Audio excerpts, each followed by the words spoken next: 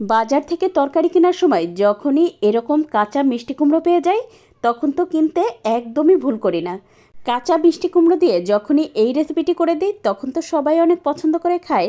আর আমার ছেলেরও কোনো বায়না থাকে না, এভাবে কাঁচা মিষ্টি কুমড়ো যদি রান্না করে দেওয়া হয় সে আর কিছুই চায় না, এটা দিয়েই খেয়ে নেয়। দেখতেই পেলেন একটা কাঁচা মিষ্টি কুমড়ো অর্ধেকটা পরিমাণ খোসা সহ কেটে নিয়েছি। এখন রান্নার জন্য চুলায় একটা প্যানে 1/4 কাপ পরিমাণ সরিষার তেল দিয়ে তাতে দিয়ে দিলাম গোটা জিরা ফোড়ন, সাথে দিয়েছি 2টা পেঁয়াজ কুচি দিয়ে 3-4 মিনিট রান্না করে নেব। পেঁয়াজটা যখন নরম হয়ে গেছে দিয়ে দিলাম 1 টেবিল চামচ পরিমাণ আদা রসুন বাটা, তার সাথে দিয়েছি 1 টেবিল চামচ পরিমাণ শুকনো মরিচ বাটা।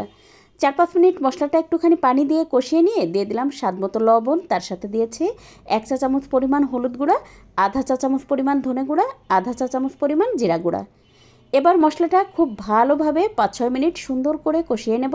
যে কোনো রান্নায় মশলাটা যদি অনেক সুন্দর করে কষিয়ে নেওয়া যায় তাহলে সব রান্নাই কিন্তু খেতে বেশ ভালো লাগে।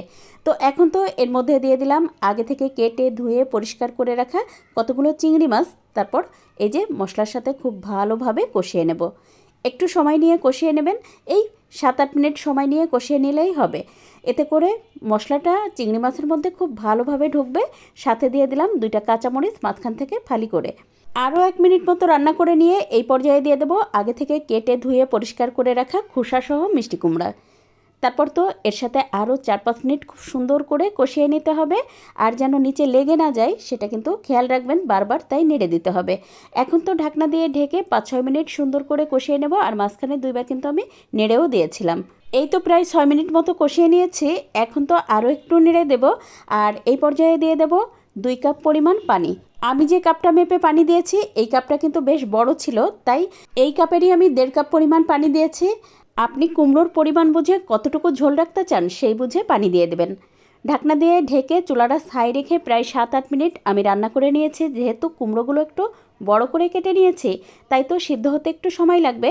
তো এখন তো এর মধ্যে দিয়ে দিলাম আরও 4-5টা কাঁচামরিচ, এতে করে ঘ্রাণটা খুব সুন্দর ছড়াবে। আর এবার তো ঢাকনা দিয়ে ঢেকে আরও 7-8 মিনিট রান্না করে নেব যেন সব কিছু খুব ভালোভাবে সুসিদ্ধ হয়ে যায়।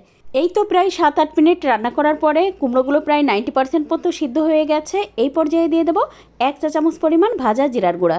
তারপর আবারও ঢাকনা দিয়ে ঢেকে আরও 2-3 মিনিট রান্না করে নিয়েছি। আর এই তো দেখতেই পাচ্ছেন আমার তো মিষ্টি কুমড়োটা সুসিদ্ধ হয়ে গেছে আর রান্নাও প্রায় কমপ্লিট হয়ে গেছে। এখন তো চুলা বন্ধ করে দিয়ে নামানোর আগে দিয়ে দেবো বেশ খানিকটা পরিমাণ ধনেপাতা কুচি। এবার ঢাকনা দিয়ে ঢেকে রেখে দেব চুলাটা বন্ধ করে। আর এই তো দেখতেই পাচ্ছেন আমার রান্না তো হয়ে গেছে। আর এই মিষ্টি কুমড়োর তরকারিটা কী পরিমাণ লোভনীয় দেখাচ্ছে। আচ্ছা, অনেকেই আছেন কচি মিষ্টি কুমড়োর খোসাসহ রান্না করেন না, তারা চাইলে কিন্তু খোসাটা ফেলে দিয়ে এই রান্নাটা করে নিতে পারেন, সেটাও খেতে অনেক বেশি মজা হয়। আজকের ভিডিও ভালো লেগে গেলে শেয়ার করে রেখে দিবেন আর একটা লাইক দিয়ে পেজ ফলো করে পাশে থাকবেন। আজ এ পর্যন্ত, কাল আবার নতুন কোনো ভিডিও নিয়ে দেখা হবে ইনশাল্লাহ। সে পর্যন্ত সবাই ভালো থাকবেন, সুস্থ থাকবেন। আল্লাহ হাফেজ।